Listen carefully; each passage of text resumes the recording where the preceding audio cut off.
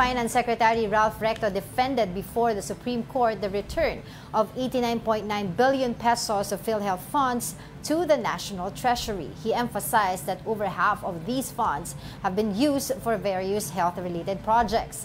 Here's the report.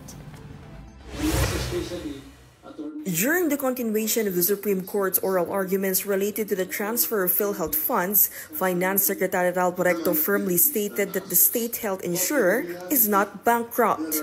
Despite returning 89.9 billion pesos to the National Treasury, PhilHealth continues to generate income. This contradicts the report from the Commission on Audit, which is based on PhilHealth's financial statement. Recto clarified that the insurance contract liabilities flagged by COA are not debts, but merely estimates for future obligations. On paper, these provisions may make it seem like PhilHealth has more liabilities than assets. But in reality, there are no actual claims for ICLs against PhilHealth. None in the past, none today. That's because PhilHealth has never issued, nor does it hold, any outstanding insurance contracts like private insurers do. In fact, PhilHealth could have returned over 183 billion pesos to the National Treasury, but only around 90 billion pesos were actually refunded. And even after returning 60 billion pesos in excess funds, there was no compromise to the healthcare services for its members. The 60 billion pesos that was returned didn't vanish. It paid frontline workers, built hospitals, and gave the poor access to medicine.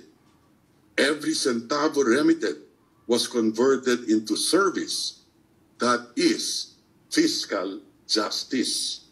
PhilHealth currently holds 498 billion pesos, which is more than sufficient to increase benefits. Associate Justice Samuel Garland raised a question.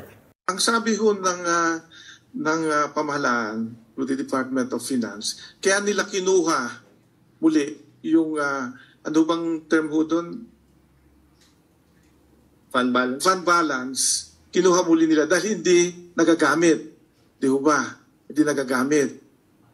Ngayon, saan ba gagamitin yun? Dapat, hindi ba sa kapakanan ng mga miyembro para sa benepisyo at sa pagbaba ng kontribusyon? Ibababa. Hindi ba natin kayang ibaba ngayon yung mga kontribusyon?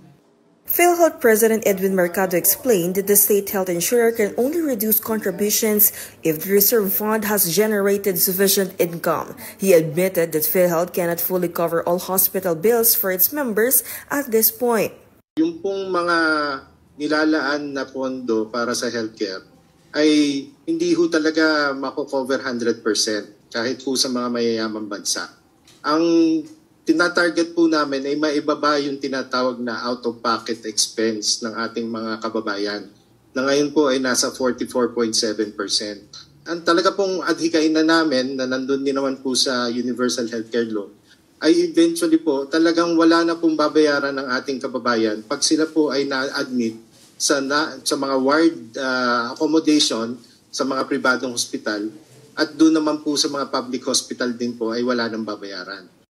However, given the limited benefits and the rise in premium contributions, questions have been raised as to why PhilHealth returned the excess funds. Kung kaya naman pala nilang magbalik ng 60 billion, bakit ho tayo nagtaas ng premium contributions last year? Mabigat sa kanila ang premiums, lalo na dahil karamihan sa kanila ay ordinaryong manggagawa. And yet, pag nagkasakit sila, kailangan ho nilang mag-shell out ng mas malaki.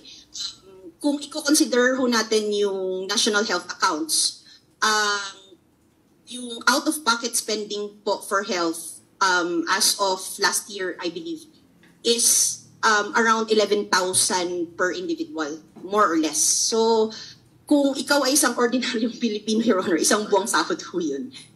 For News 5, Camille Samonte, we are One News.